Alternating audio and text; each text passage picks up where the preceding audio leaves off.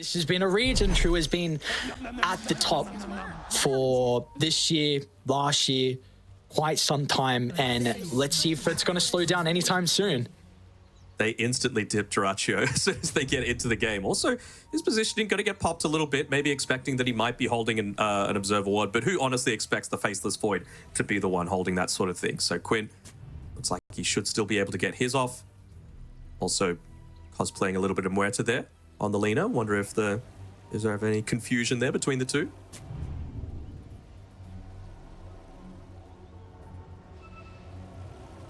I want a prediction out of you. I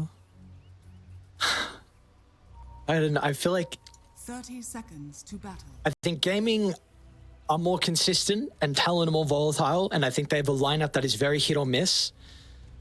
Are they going to hit or are they going to miss? Call it. That's the big question.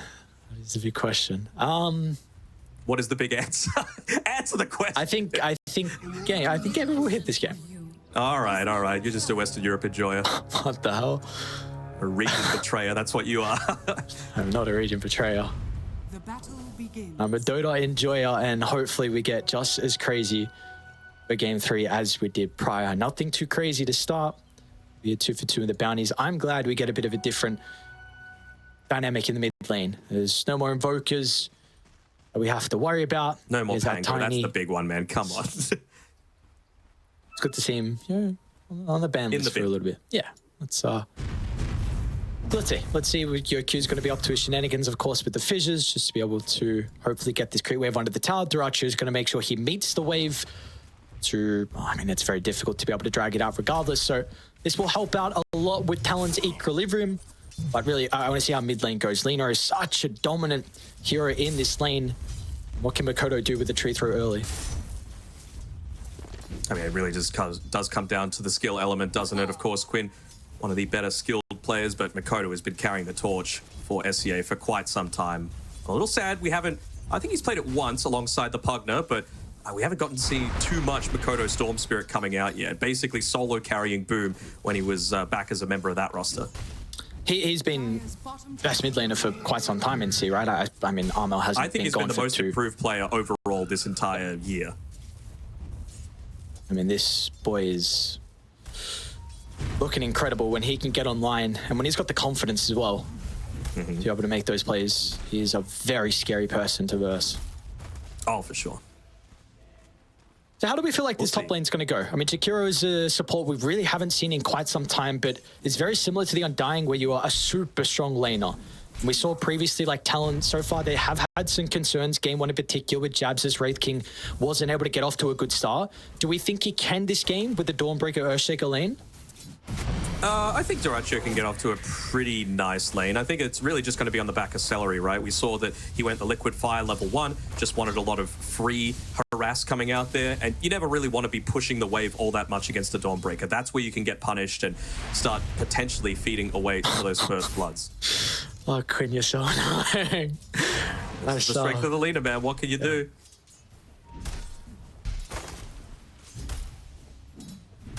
Can you do? Also, just wondering what the item build is going to be like on Makoto, but I think both you and I agree that... Oh. Celery, in some danger with the fissure placement. Jab's going to be able to land the Starbreaker, and this will be our first blood, and Dyrachyo, we forced the Time Walk away. So Talon strike first in our final game.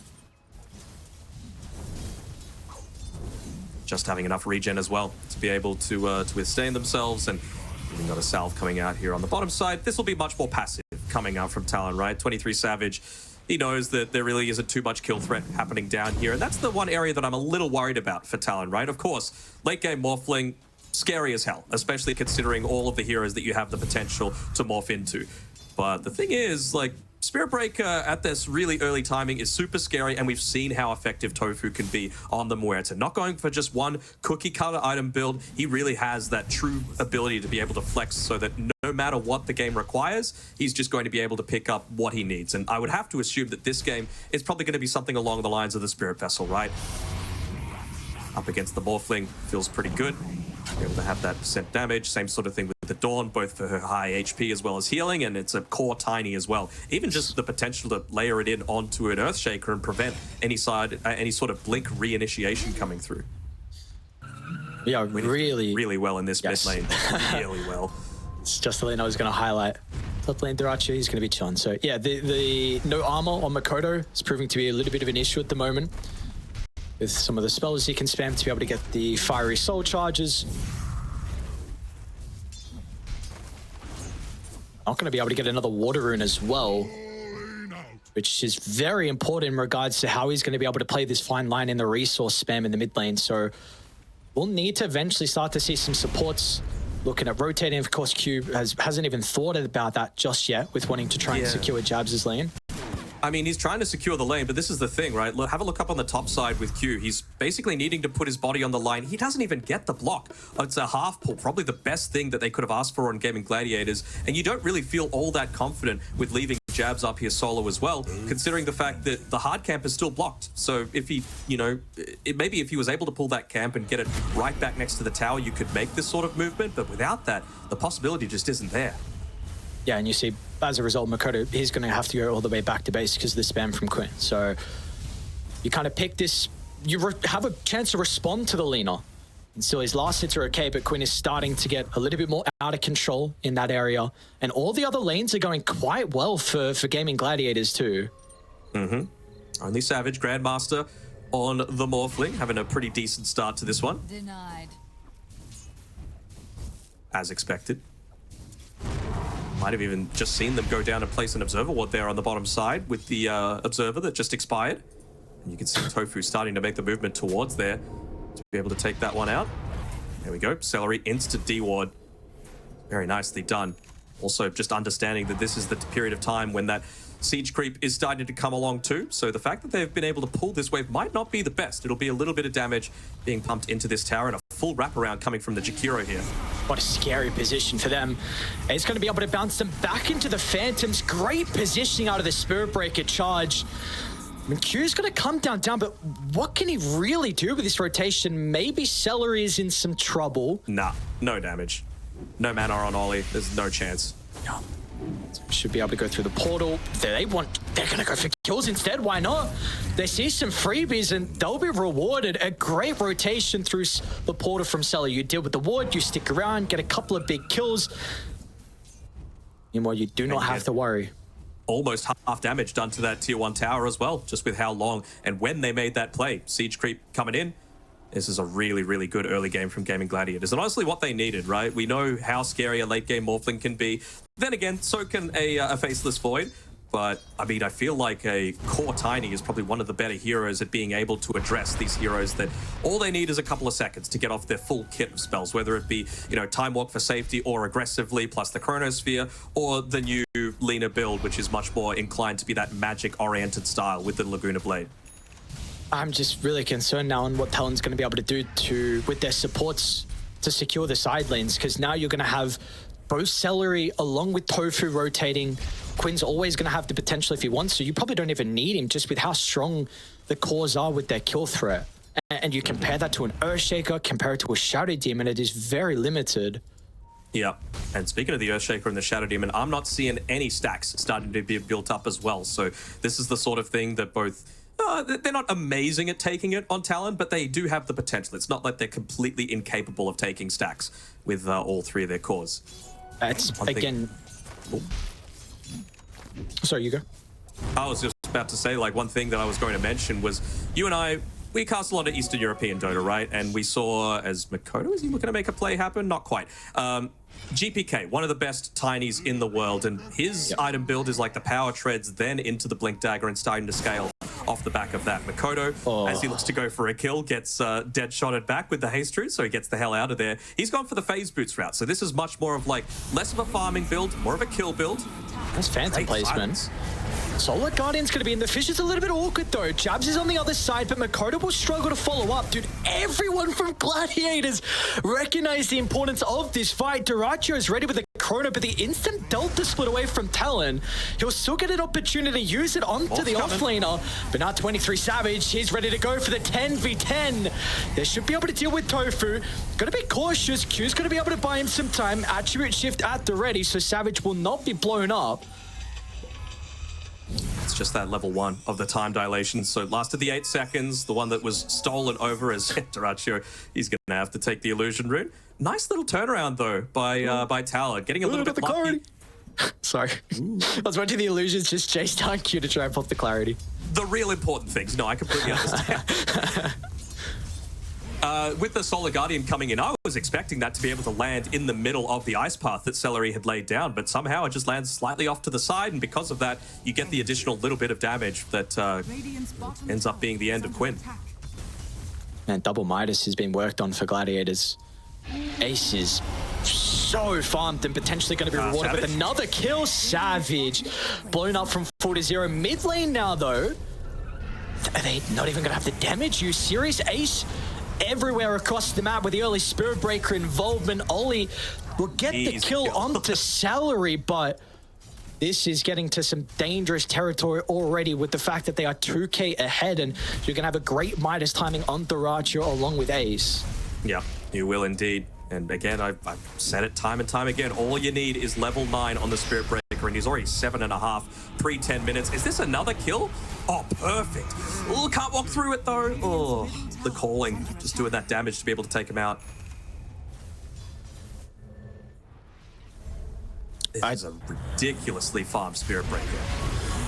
And it's going to be Quinn as well, who's ridiculously farmed after the kill onto Q. Ollie, nothing he can really do. We'll chuck out a banishment, but it does not matter. And you are in dire straits now for Talon.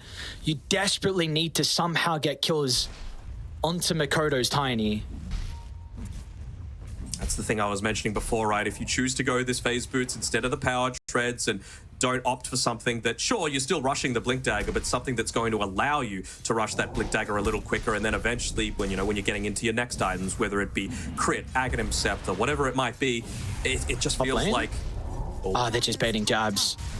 He's gone a step too far, and they're going to be able to get the kill onto the Dawnbreaker. They might even get Earthshaker as well. Once again, Tofu spellcasting. Such pivotal factor of them being able to... Huerta, man. You have to. Like, he's just way too good. 3, 1, and 4. Pretty much the exact same start we saw from him in game 1. So he's going to be able to itemize accordingly with whatever is required out of him in this game. Makoto at least is relishing this small amount of time that he's got solo in the mid lane. Able to put a little bit of pressure on that tier 1 tower as well. This is a gigantic kill. I think he does, especially with Ollie here. That is a much-needed kill. Savage able to bring down Ace, who was off to an incredible start this game on the offlane Spirit Breaker. Or just slow him down whenever possible. It really feels like it's about the time that he's going to start becoming a bit more of a menace, right? You can look to play a little bit more teamfight-oriented now on the Spirit Breaker, considering you've finished up that Midas. You're always going to have that little bit of a recovery mechanism, and just target Makoto, basically. Like, he does not have his Blink Dagger yet. He's still running around, not too much active net worth that he's looking to play around with. And if you can just look to hinder that further and further, it means that the Faceless Void gets more usages out of the Midas. The Faceless Void gets to start building into his farm. And I've seen that's exactly where the charges are coming mid once again. What is that double LSA? And now they're going to get Makoto as well. Yep. It is just, it's the same recipe always. Gladiators, so much emphasis on securing power runes. Talon only bring 2. And they're going to be punished for that. If you're going to go for these runes, you need to bring more members. Yeah. Tale as old as time. Gaming Gladiators playing around those power runes, and for a good reason. We saw, granted, he's got the hero for it, but Quinn able to outskill Makoto in the laning stage. And really, they're just doing everything to make sure that that continues into this early mid-game. 4K net worth advantage. Savage, at least, has been given the role to be able to carry this game with this late pick Morphling, but I'm still a little scared about their prospects moving forward. You need that initiation. You need that damage output coming from jabs, and I mean, he's gone a little bit more conservative with his items. Not the highest net worth, and just a couple of braces so that he at least survives that little bit further. Yeah, and that means he's going to have a difficult time at scaling, so we might not see like that Echo Saber Deso.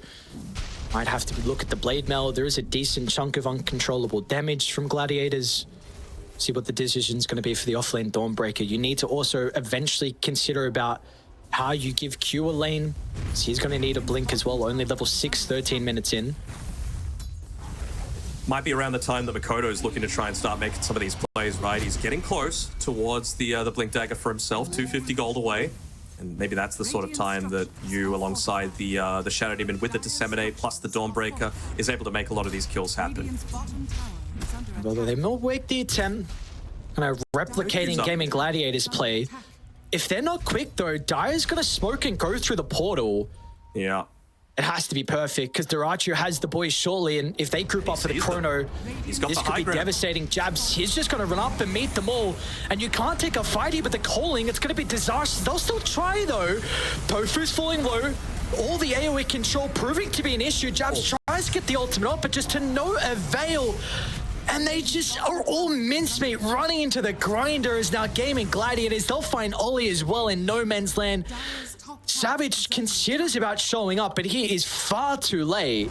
I feel like that's the sort of play that you make when you've got the 5k advantage, not when you're playing from behind, right? It just felt a little bit slow. You know how much emphasis Gaming Gladiators put on specifically this twin gate area control. We saw it at 5 minutes in the laning stage, and we saw it right then. Really nice play, good coordination coming through. I'm a little surprised with how long Jabs was able to survive through that one, to be honest. Eventually started channeling the Solar Guardian, but just ran out of juice at the very end. Makoto again might die. Another striker phase. The Blink Dagger. Such a delayed blink timing for Makoto. Again, this hero is so volatile. You see the Lina matchup, and you pick it right into it. You have the confidence to be able to pull it out, but 4 deaths to start the game. And this is a hero that you need to snowball. There is just no other way around it. If this hero is going to be able to scale, going to have a good mid game, you need to be getting kills. He has his blink now, so see what he can do with it though. Q's fishes have been pretty on point as well. I mean, I think that's something that we do need to highlight from Talon's perspective, that they're doing the best with the situation that's been given to them, but it's just not enough, right? You need to give him a little bit of this extra farm, and I mean, he's getting it up on this top side. It's a ballsy play to be sitting that far forward, and someone needs to be given up for it, and it looks like it's going to be Ollie. 7,000 net worth lead at the 16-minute mark, and it is not going to stop anytime soon. Gaming Gladiators firm control. Should set up whatever they would like it. Abilities at the ready just in case a fight breaks out for Talon. What is the play going to be? I mean, you've got a pretty nice ward deep inside the north jungle. Maybe you smoke, try and connect there. Makoto gets lucky. The fact that there's a bounty rune up on this top-hand side, he should pop it. I mean, that's the difference between having and not having the Blink Dagger for Q. Speaking of Q, he's the one getting charged as it's about to be delivered through to him. Yeah, I think they saw coming through. Makoto could set up for it, and yeah, he's actually going to stop the charge anyway. Double blink, you got to go. Savage probably going to look to get involved too. Smoke as well. Tofu's in such a good position with this invis. Oh my god, Tofu this game. MVP by far. Roger baiting? Can they pull him up 4-0? Let's see. I don't know, man. Maybe if he continued to stay on that creep wave, there was a small possibility for it. Even just using the dead shot to see if anyone was moving forward, and yeah, you're pretty capable of just getting your own farm with the calling as well. So that's the first smoke, ineffective by Talon. Also weren't farming during it all. It's very interesting as well, the dynamic we're going to see out of these two offlaners. They both kind of play a very similar role, where Dawnbreaker plays away from the team and can sometimes have an advantage of being able to shove the map out. I mean, Spiritbreaker does the exact same thing of being able to connect globally. So I think maybe there's a little bit easier of a time for Dai to, because you also now have kill threat onto Dawn whenever he's doing that. Yeah, and you can see I was talking about those natural Yule Scepter builders. I mentioned the Dark Willow in the draft as a potential for Talon. They haven't ended up going for it, but they're still going the Yule Scepter on the Earthshaker. They realize how big of a threat the Spiritbreaker is going to be, and Spiritbreaker, Ace has recognized that he doesn't have anyone that's building any sort of percent-based damage, so he knows that he can get away with going for something like this heart and be basically unkillable. Yeah. What a wild hero.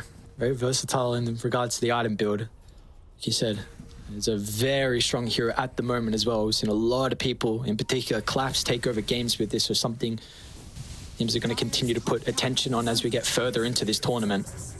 How could you be allowed to one-shot Tofu? at level 9, man. It's just not right. I mean, they've got the stuff to be able to make a counter initiation happen. Duracio's not too far away. Instant TPs. Get one.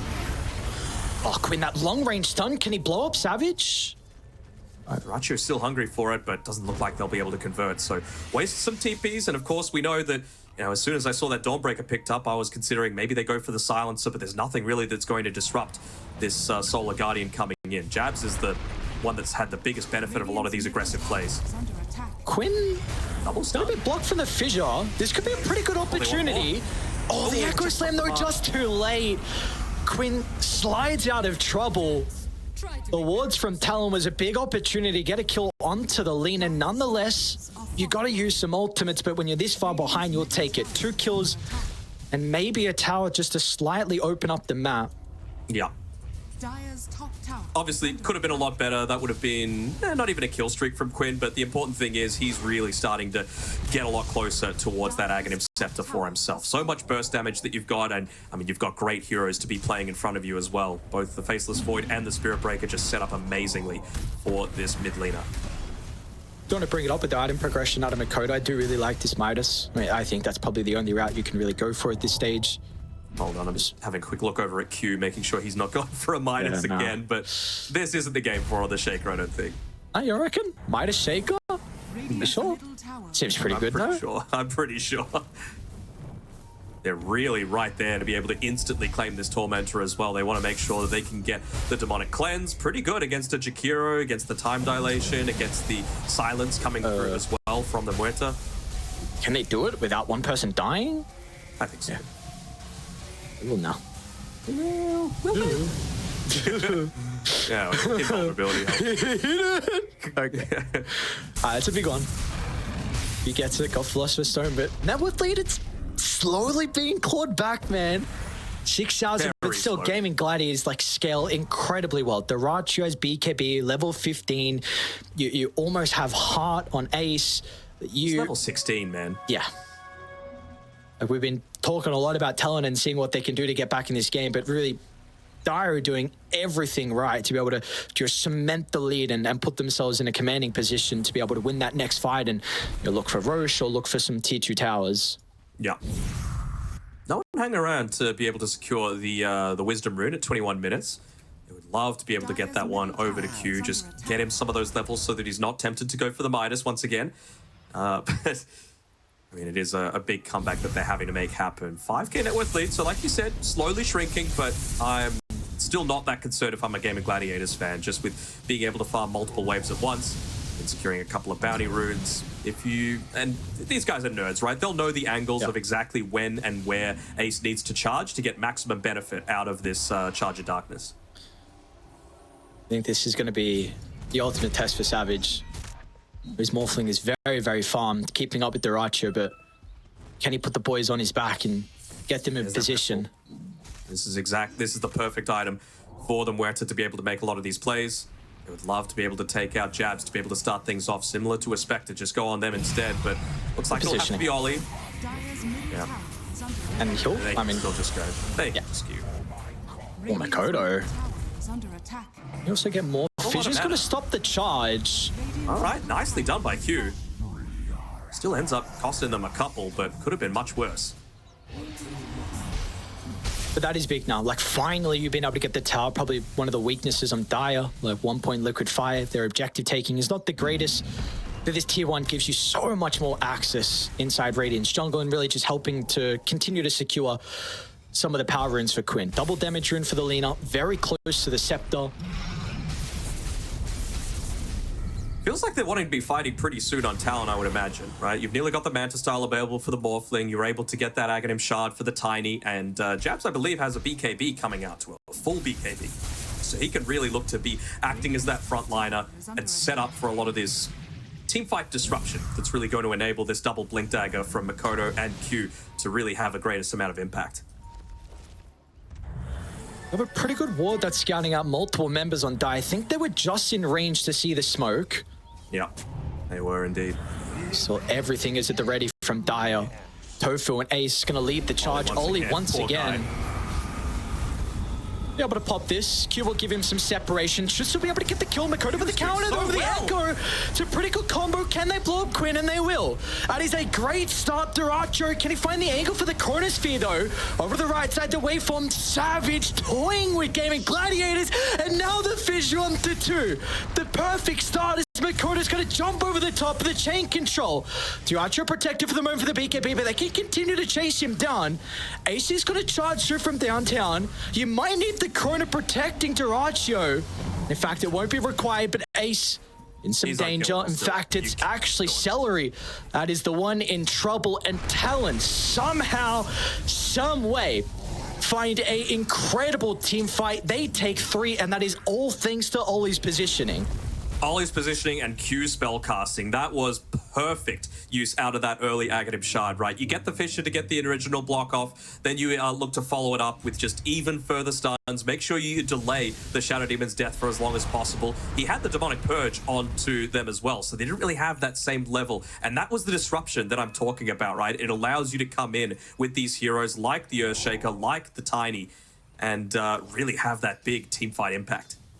And this got to give them a bit of a pep in their step now. The confidence for Talon.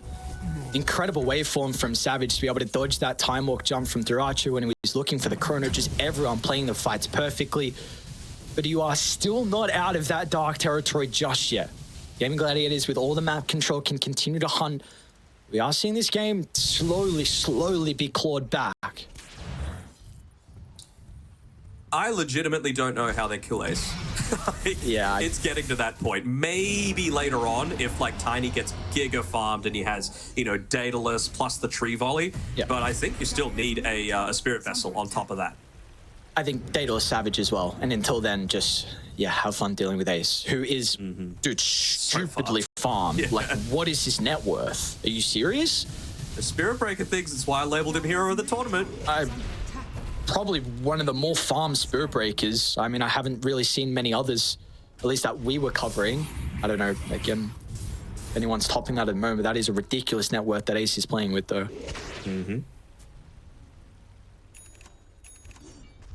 Dude, the fact that we actually have somewhat of an even game, like you are getting value out of these Midas. It is stacking up. Makoto, Echo Saber into the BKB.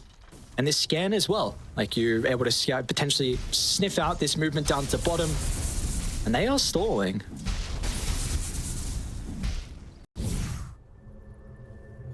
I think at 20 minutes, Ace had the highest net worth on Spirit Breaker in all games since TI5. Okay. All right, very cool. 8 years.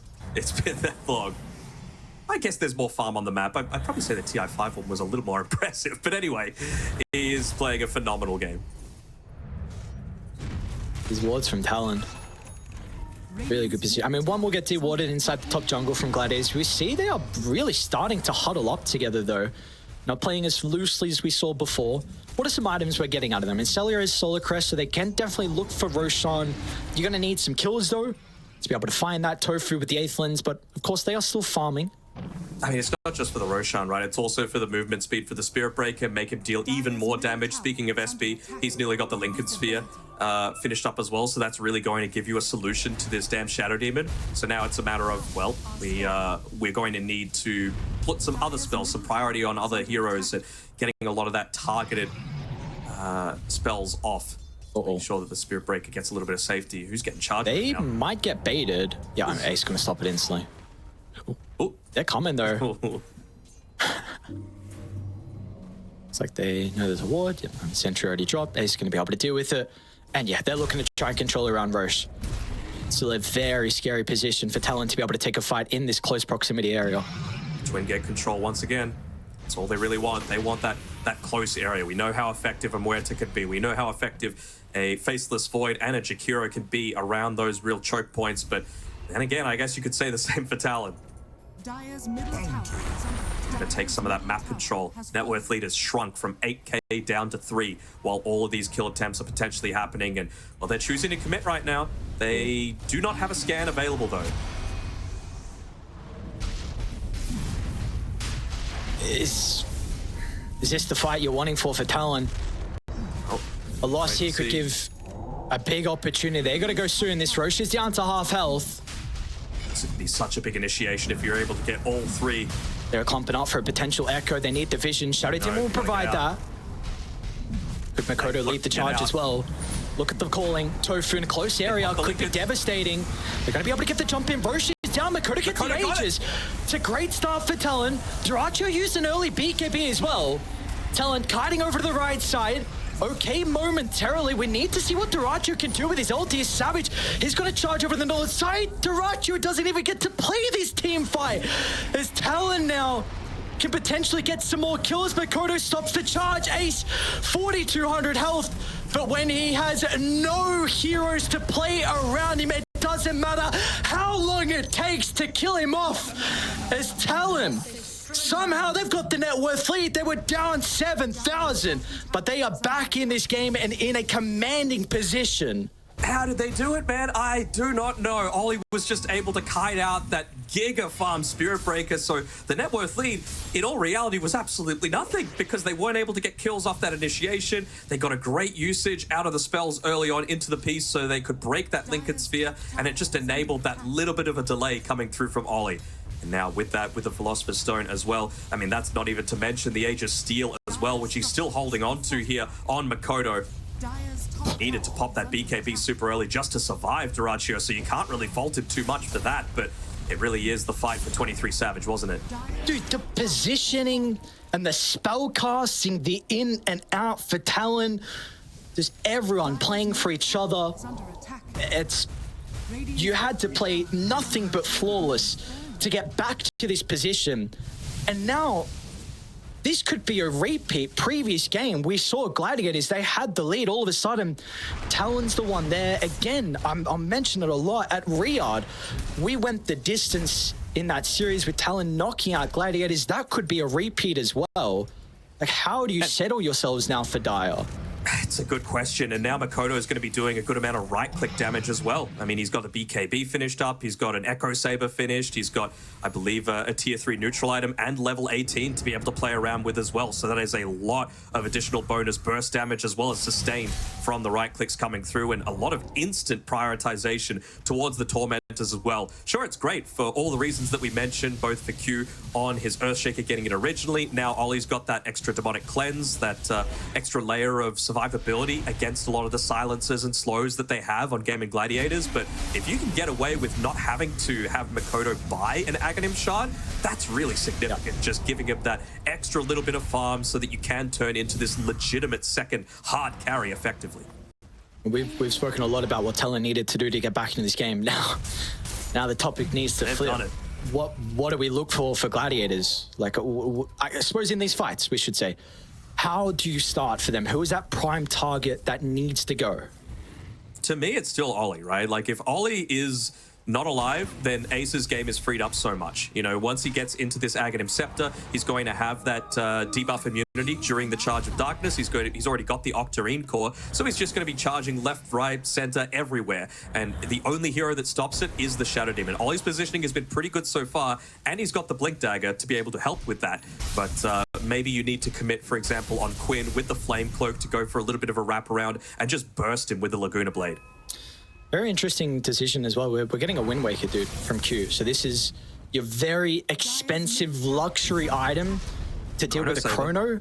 There could be an argument. Late game jabs, considering something like a Scepter. He's got a Lincoln's currently queued up. We don't really see you buying a Scepter, but hopefully late game you can get lucky with Rosh. This is the first real time that we've seen Talon actually entering Dire's side of the map off the back of a smoke. With the Aegis, it gives you that confidence to be able to make these sorts of plays, maybe thinking that he's a little safe here, Duracho on the right-hand side. Kodo careful not to pop his smoke on the towers, and ooh, how quick is he on the fingers? Yeah. He's still pretty satisfied with that, though. They're really split. They're going for their own kill. Jabs is isolated. Gonna be able to blink closer back to the T2 tower. Meanwhile, I mean, there's a straight Chrono as well, so everyone else is stuck from being able to join, and Duracho just gets the time walk away. Savage wants to jump on forward, though, but the BKB stops the dead shot. Has he got the damage? He does. Waveform to confirm the kill, and Savage is not done just yet. Your high ground will not stop me.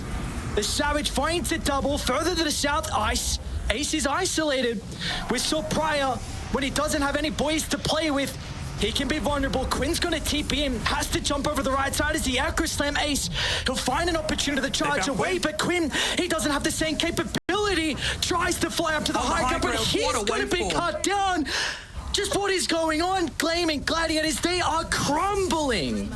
They are indeed. They won't be able to take any towers off the back of it. Ace immediately looking to shove out that mid wave in the bottom lane off the back of that previous gank attempt onto Jabs.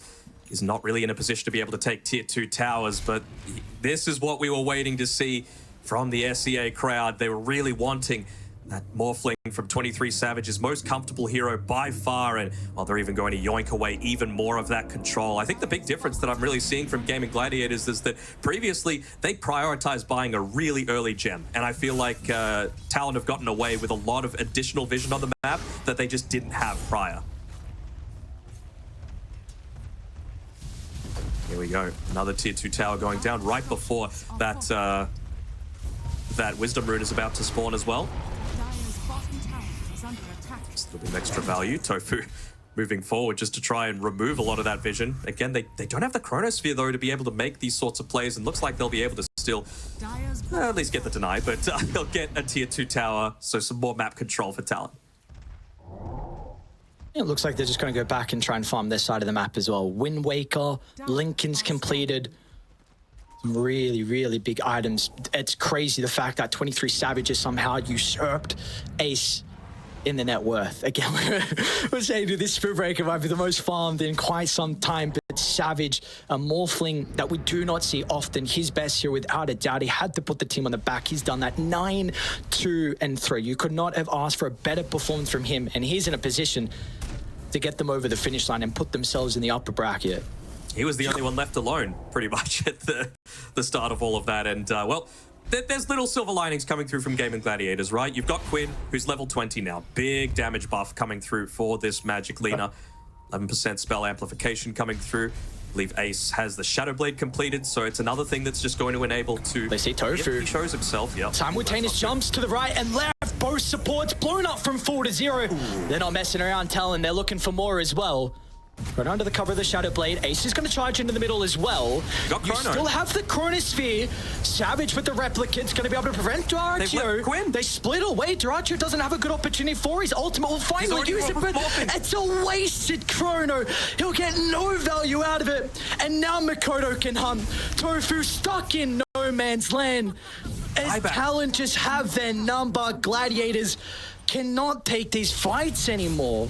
Man, I was watching 23 that entire time. He's using those zoomer reflexes to perfection. He was still like full Agimorph, and until he sees the Faceless Void actually use the animation of the Chronosphere, he stays there. He stays a legitimate threat. As soon as he starts to do the animation, that's when he starts morphing, and even the Spirit Vessel isn't enough to be able to get the full effectiveness out of it. At least they get the Courier, but it's a full lane of racks gone, and potentially 2. Wow. They will look for the hold, of course. Charge in. They're going to try and take a fight 3v5s. You got the buyback out of Quinn. Ace might get blown up with the crit, so they've got to be cautious. A lot of damage onto the Morphling. Savage is in some danger. Finds the waveform out of the base, and what's the call from Talon? You look for a retreat. Maybe set a formation up. They won't even double back. They're happy with that. Somehow, they'll find a way to retreat without losing anyone. You're over the moon about this. I mean, the tier 3 tower is basically dead as well. And a buyback being expended from Quinn means it's going to be so much longer. We talked about that big power spike coming from the level 20. It's really the E-Blade that he was waiting for, both for safety, if you ever do get caught by, you know, the right-clicking 23 Savage, but also just for your own burst potential. And now it's going to be so much later that it comes online. Is Observer still up down bottom, which they killed Jabs with prior. And they are starting... respawn. Jabs is a lot tankier as well. He's 23 as the PKB as well. They don't have the Chrono to stop those TPs, which you saw prior. Oh, the star break. Oh my god. That timing. Instant use of the voice line. Sometimes it is just your lucky day. Just can't wait for him to get to the neutral camp, I guess. And this is going to give Talon now an opportunity to set up around this top side. Instant jump. Chrono still on cooldown for another 5 seconds. Tofu gets blown up without remorse. Dyrachyo is going to try and put a little bit of damage into Mikoto. charge from the other side of the map as well. Ace gonna try and deal with Ollie. Once again, 23 Savage looking to try and play around with the Spirit Breaker replicate. Ace is in some danger with the Purge. Great reaction out of the BKB from the Morphling, and again, Duracho will have 0 damage inside the bubble. It is an all-out retreat. They've got to cut their losses. Quinn will juke up to the north. TP still down for a couple of seconds. Looks like he'll be okay. Yeah, they'll be able to get rid of this vision. That's 2 observer wards that they've removed now. Quinn, this would be a dieback. Dude. Who ended up going down, and he just ends up getting away. Or does he? Looking to hunt for a little bit more. Again, you've got that invisibility on the Tiny from the Silver Edge, but they're just going to be looking to play around that Roshan, one would assume. Maybe they think they're confident enough to be able to go up onto this high ground. It goes away from the steady, composed Talon that we know. Maybe even looking to try and find a quick pick off onto Duracho here. They've got the Solar Guardian available. What a pick this would be. They're hunting. Oh, they're even TPing into the outpost. Would they look to find him? Doesn't look like they'll be able to do so. What a comeback. Oh my god, just saw the banishment again. Are you serious? Yep. Dude, Ollie's SD. The value that you are getting out of this hero. The purges, the banishments. This is one of the better supports. If you're able to get net worth, you can create so much chaos in these late game fights. He has to go. There is probably no other more valuable member out of Talon that needs to be killed first.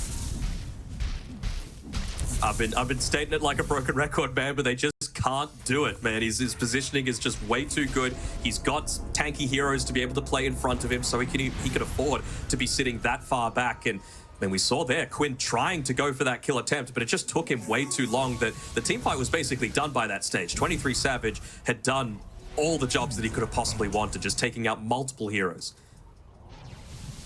What happens if we get one good chrono out of Duracho? Just one. Onto 2, potentially 3. Still down 19,000 gold, maybe 4, who knows, maybe all 5, but let's just say 2. One good chrono with a Macropie, with Lena on the outside, even down 19k gold. Is that all they need on Dire?